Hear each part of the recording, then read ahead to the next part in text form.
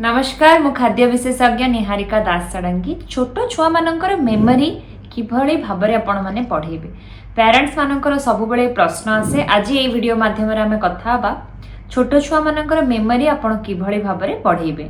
देखंतु छोट छुआ मानकर मेमोरी बढ़ेबा सहित तांकर रोग प्रतिरोधक शक्ति इम्यूनिटी बढ़ेबा निहाती जरूरी। आजिकली कम बयस रु छुआ माने thyroid PCOD early menarche obesity रे सफर करूचंती। खेलकूद कमी गलानी डाएट तांकर बहुत खराब हो गलानी।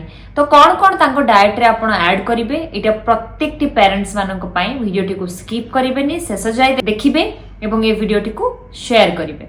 प्रथमे होउची छोट छुआंको डाएट रे omega 3 fatty acid rich food add करिवे जोटा कि तांकर मेमोरी पई बहुत ही भलो।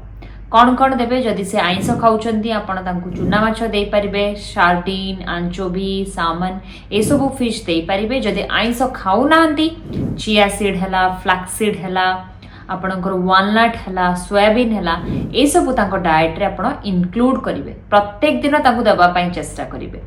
द्वितीय होची तांको डाएट रे antioxidant rich food fruits colourful vegetables साग जेते प्रकार फ्रूट्स बापा माँ पिला माननकु फ्रूट्स दबा पई पसंद करंतिनी कि छुआ माने फ्रूट्स खांतिनी जो प्रकार ताको खाइबा पई इच्छा फ्रूट सलाड करके कि एमती फल प्रत्येक दिन दीटी फल खाइबा अभ्यास तांको करंतु अलगा अलगा फ्रूट्स।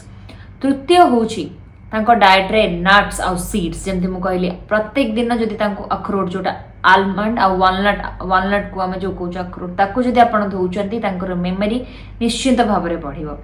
तृतीय होची high protein diet iron zinc ए सब तांको डाएट रे इंक्लूड करिवे। जदि आपनको छुआंको ओबेसिटी रहउची तांको ओजन बढ़ी की रहउची निश्चित भाव में तांकर ओजन नियंत्रण करबा निहाती जरूरी। आम ऑफिशियल नंबर रे आपण व्हाट्सएप करि परिबे। यह एक पेड सर्विस मु बहुत जण छोट छुआंको हेल्प करिछि पीसीओडी थायराइड ओबेसिटी रे नियंत्रण आनिबारे आपणको छुआ को मध्य करि परिबी। मेमोरी हो हाइट हो ओजन कमेबा हो सब किछि आपण डाएट द्वारा एक्सरसाइज द्वारा करि परिबे। एहा मोर अभिज्ञता रु आपणको कहूछि ओडिया खाद्य खाइके मध्य करि परिबे। जो जो टिप्स मु कहली आपण प्रॉपर्ली फॉलो करंतु प्रत्येक दिन एक्सरसाइज करंतु देखिबे निश्चित भाबरे आपणको रिजल्ट मिलिबो। रहली नमस्कार।